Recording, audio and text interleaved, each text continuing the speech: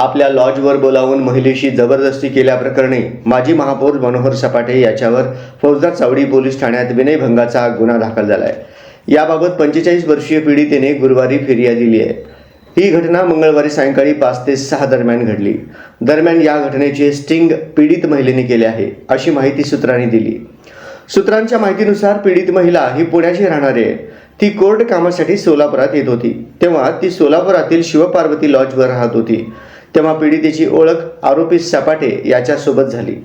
17 जून रोजी पीडिता ही हॉटेलमध्ये राहण्यासाठी गेली, तेव्हा सपाटे यांनी पीडितेच्या रूममध्ये जबरदस्तीने प्रवेश करत तिचा विनयभंग केला।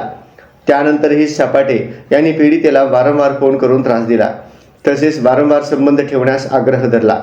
दरम्यान ही बाब पीडितेने एका व्यक्तीला सांगितली। त्याने पीडितेला तिच्या मोबाईलमध्ये रेकॉर्डिंगचा पर्याय सांगितला। त्यानुसार आरोपीने बोलाविल्यानंतर पीडितेने 24 जून रोजी त्याच लॉजमधील रूममध्ये गेली। त्यानंतर आरोपीने पुन्हा जबरदस्ती करत पीडितेचा विनयभंग केला, अशा आशयाची फिर्याद पीडितेने दिली आहे। या प्रकरणी माजी महापौर मनोहर सपाटे याच्यावर विनयभंगाचा गुन्हा दाखल झाला आहे। या घटनेचा तपास पोलीस करत आहेत।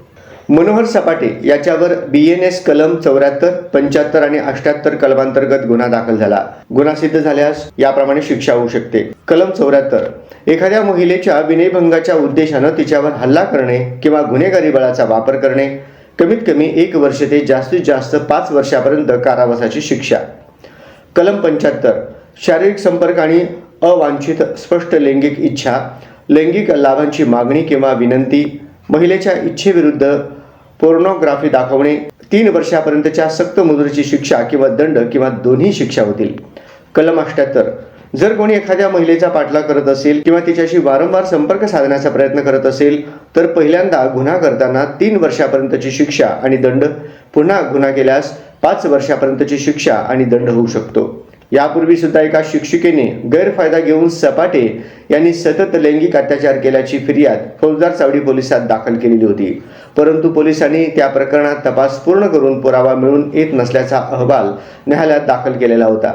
याबाबत न्यायालयात हरकत नोंदवून पुरावे सादर केल्यानंतर न्यायालयाने सपाट्यांविरुद्ध पुन्हा तपास करण्याचा आदेश पोलिसांना दिले होते व ते प्रकरण अद्याप प्रलंबित आहे, अशी माहिती मूळ फिर्यादीचे वकील ॲडव्होकेट संतोष नावकर यांनी दिली।